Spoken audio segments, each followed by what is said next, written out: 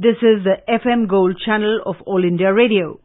In the program News Analysis, now we bring you a discussion on safety measures in online banking transactions. The participants are Pramod Jain, economic analyst, and Prakash Chawla, journalist. Reserve Bank of India has given specific instructions to the banks that in case of online frauds or unauthorized transactions, the entire responsibility of making it good lies on the banks only. It is nobody's case that a hapless customer who goes to do an online transaction, or he does it on his laptop or on his mobile and gets trapped into a system whereby he gets cheated and he finds that his money has been taken away by some online fraudulent hackers or some unscrupulous elements. So the entire responsibility of secured online transactions has been given to the banks alone. How do you assess, how do you take that this step will really infuse a kind of confidence in the mind of customers? New notification has come, guidelines for the customer protection. The old guideline was there with effect from 1st July 2015. Now with effect from 6th July 2017, a new direction has been given by the RBI to all the bankers. They have divided the category into two. One is where a physical mode is required to be present, like a check or a credit card or a debit card.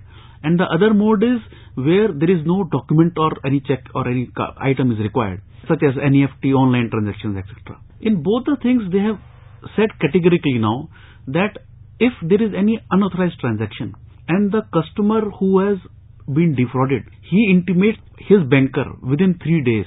In that case, the total loss would be borne by the banker. If he reports from 4 to 7 days, then with some limited liability on the customer, depending upon which type of account he is maintaining, credit card, what is the limit. For example, if this credit card limit is say below 5 lakhs, in that case, the responsibility of the customer would be to the extent of rupees 10,000 only. And if the credit card limit is more than 5 lakhs, then his responsibility would be of 25,000 only.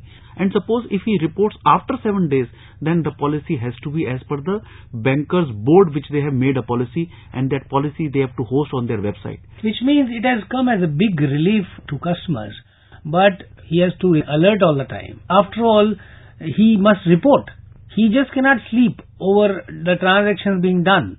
So which means, although the responsibility of covering the losses has been given to the banks have been given instructions that you must put your systems in place, you must take steps whereby hackers don't find it easy to get into your system, hack into your system, but at the same time, customers must also report within 3 days, ideally, if they don't want to suffer any losses, to the given number or the given SMS, ID or whatever it is. So it's a two-way kind of a call, but the main responsibility of taking the losses has been given to the banks. What the RBI has said to the bankers, that they need to update the mobile number or contact number of the customer with each bank account. And where the customer is not linking that mobile number, then the banker is free that he would not allow him the online facilities and other things. However, ATM would be required. Now, the RBI has also said to the bankers, they have to start a SMS facility mandatory, whereby the customer can respond to that SMS. Now for that, the bankers will have to update their IT infrastructure. Because when the SMS goes from the bank, how would the customer respond back to that SMS would be a technical challenge, because that is made through not the personal mobile number but other systems. Even if customer is alerted that such and such fraudulent transaction has taken place, and supposing the alert comes at some odd hours, and if he does not have, or if she doesn't have the facility of reverting back on the same SMS, then he or she at odd hours at a loss what to do, and then lot more anxiety is given to the customer. The loss of confidence is there in the mind of the customer. But what I was wondering was that are the banks ready, or would it not be incumbent on them to invest a lot more resources into this huge kind of backup, because hacking is also quite advanced now? Now the bankers will have to invest heavily into their IT infrastructure and keep on educating to their customers also again and again. They are currently also doing it, but now they have to do that more frequently, telling that the bankers never call for their IPINs or their personal details which are linked to their bank account. So the customers should be very much aware, because a lot of frauds are being done right now. A phone call comes from, say, ABC Bank. They say that please, your card has been blocked. Kindly give this number, your date of birth, all details you are giving. Just fear in the mind that your card will be blocked, what is to be done. But the customer should be very clear that bankers never ask such questions on the phone. Although banks and some regulatory bodies, they have been reaching out to customers through advertisement, through public broadcasting, through various other means, that we never seek such information. In fact, such fraudulent mails sometimes are given even from fake RBI IDs or SEBI IDs or even Life Insurance Corporation of India. They don't ask such information online, but it has happened with us, that somebody would call up and say, I am calling from LIC and your policy, you would be getting this benefit if you share such information. Although LIC, SEBI, RBI, all other banks, they keep on telling us that don't share any vital information with anybody. But the case in point is that this kind of training, this kind of awareness must not be limited only to big cities. I think if we want to take the online banking to the semi-urban areas, to the rural areas, then a lot of awareness program must be there to educate the customers. At the same time, hopefully, this system will provide an immediate redressal in case such and such fraudulent transactions take place. Because in the rural areas, even I would say in the urban areas also, people are not too much aware and proactive. They don't see too much of their messages also, to be very frank. But now for online banking account and credit card, debit cards, now most of that is being used after demonetization. So when it is being used, the person who has given his mobile number to the banker, linking it with their SMS, so it is requested to all of them that they should be very careful in receiving, in seeing whether the transaction which he is receiving in the SMS has been done by him or not. If not, then he should immediately report. If there is a delay in the report, then again there would be an issue.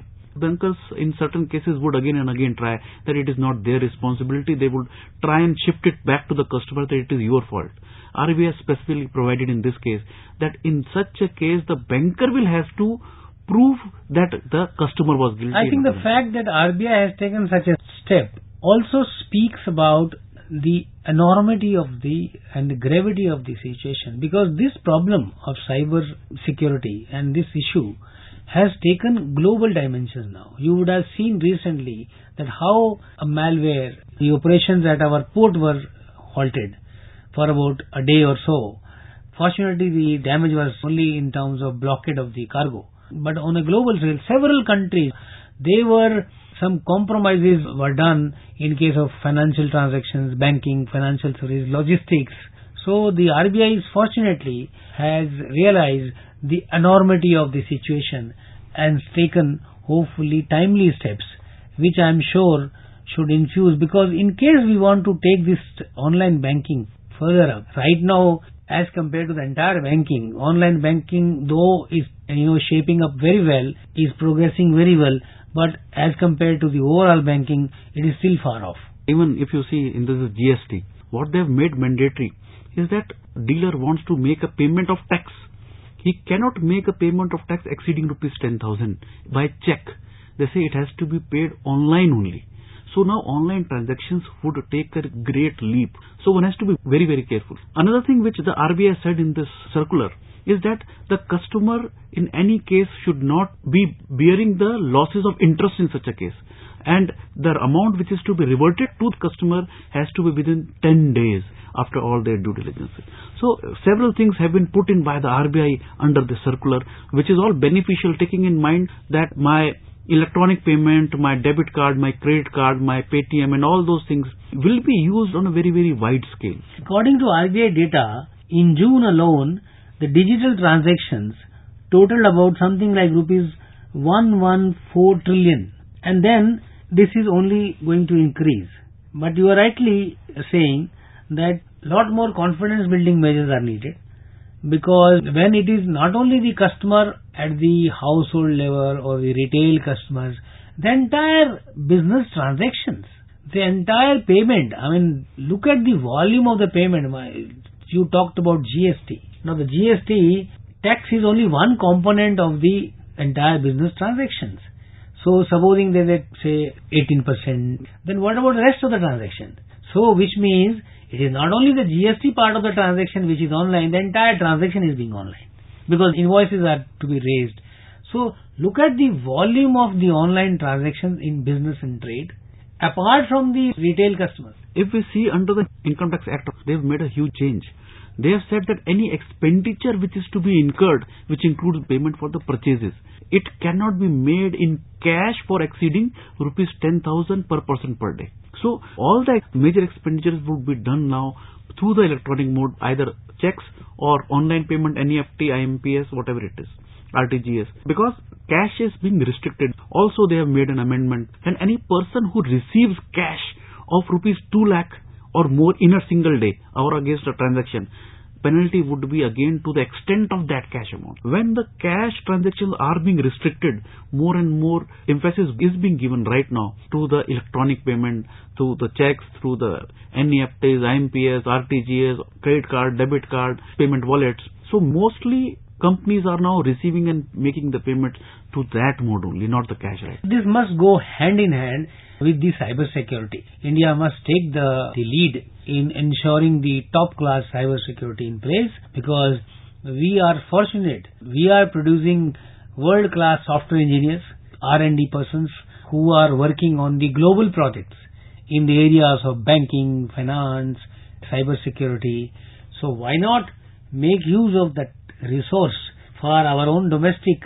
Lot of global R&D in terms of cyber security is being done in Indian IT hubs for the global projects. As you rightly said, when the entire focus of the government as also the industry and the trade is digital, so that the transparency is ensured, ease of doing business is ensured, that means the security, the confidence of doing business online should not be shattered in any case. We must ensure that the confidence is really maintained in terms of the online transactions. RBI direction is a step into that, because every transaction related to purchase, sale, expenditure is to be routed through the bankers, the online transactions, debit card, credit card. So the direction by the RBI to the bankers, they will have to use those all cyber securities and put it very strongly, and then educate to their customers, and then link all their mobile numbers with their bank account. That would again be a huge task. I think there is a need to have some kind of apex level authority also, which will deal only in case of cyber security. Supposing an emergent situation arises, of course we have some system in place right now also, but there is a need to upgrade it given the enormity of the challenges that are going to be confronted. Supposing whatever steps you take, the hackers could always be trying to be ahead of you. So all steps must be taken to ensure that in case India wants to really take this leap from from cash to less cash, and then finally to further less cash, we must ensure that the confidence is maintained and is never hurt at all. Then only India can take a leap into the global digital world, hoping that these RBI measures would go a long way in ensuring safety of the online banking and the online trade and business. Thank you. Thank you. You were listening to a discussion on safety measures in online banking transactions. The participants were Pramod Jain, economic analyst, and Prakash Chawla, journalist. This program was produced and presented by the News Services Division of All India Radio.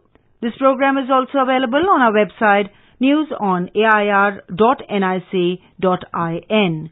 You may email your opinion about this program at airnsdtalks@gmail.com.